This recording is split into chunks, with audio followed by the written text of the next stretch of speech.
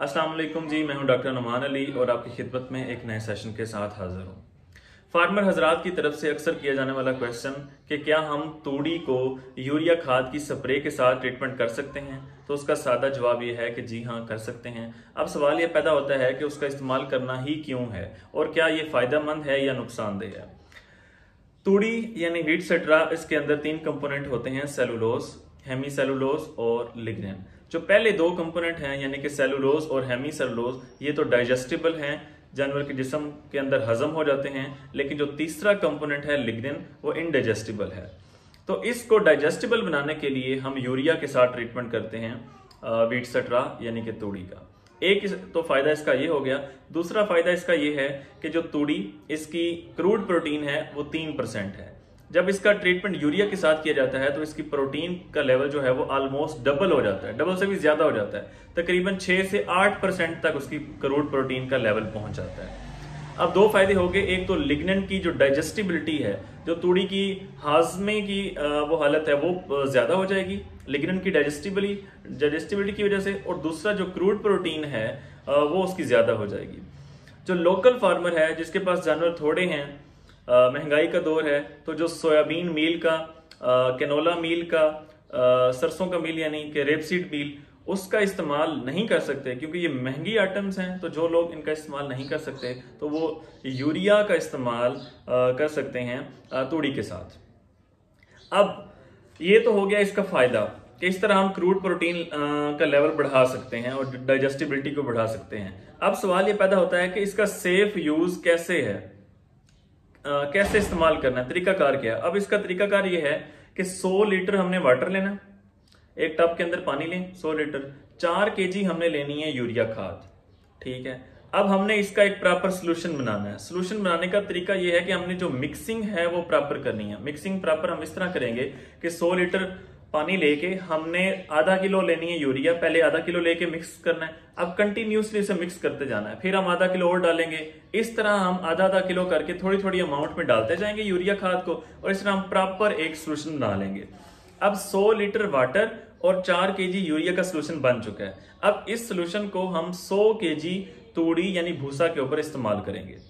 अब इसके इस्तेमाल करने का तरीका यह है कि हमने प्रॉपर मिक्सिंग करनी है। स्प्रे जो है वो हर पार्टिकल पे इक्वली हो, उसके लिए हम हाई प्रेशर जो गन है उसका इस्तेमाल कर सकते हैं। स्प्रे वाले जो टैंकर वगैरह टैंकियां मिलती हैं उनका इस्तेमाल कर सकते हैं।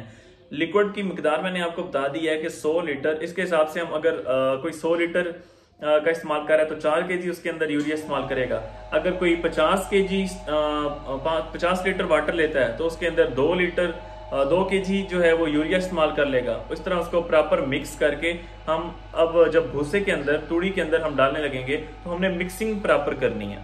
तो एक चीज का ये ख्याल रखना है। उसके बाद प्रॉपर मिक्सिंग के बाद हमने हाई प्रेशर अप्लाई करना है, ठीक है। आमतौर पे ये किया जाता है कि एक बंदा गन के साथ स्प्रे करता है और 2-3 बंदे उसके ऊपर उसे दबाते हैं, उसको प्रॉपर पाँव के साथ गम शूज पहन के मिक्स कर देते हैं, ठीक है। जब एक बार इसकी मिक्सिंग सारी हो जाए उसके बाद हमने इस पे प्रेशर अप्लाई करना है, वो भी हम पाँव के साथ प्रेशर अप्लाई कर सकते हैं। उसके बाद हमने क्या करना है, हमने इसे एयर टाइट कर देना है।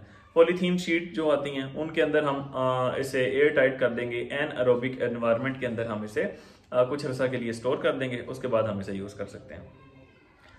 अब मैं आपके साथ एक जो रिसर्च है वो शेयर करने जा रहा हूं कि इसका रिजल्ट क्या आया। अब एक रिसर्च के मुताबिक तूड़ी और वनडे का इस्तेमाल किया गया कुछ जानवरों में। सेम पेन के जानवर जो पीक प्रोडक्शन वाले थे या मिड लैक्टेशन वाले थे उनको रखा गया। एक पेन जो कुछ जानवरों का था उनमें तूड़ी और वनडे का इस्तेमाल किया गया। जो दूसरा पेन था उसमें तूड़ी, जो यूरिया ट्रीटेड तूड़ी थी, वो और वनडे का इस्तेमाल किया गया। जो तीसरा पेन था उसमें हमने हे और वनडे का इस्तेमाल किया।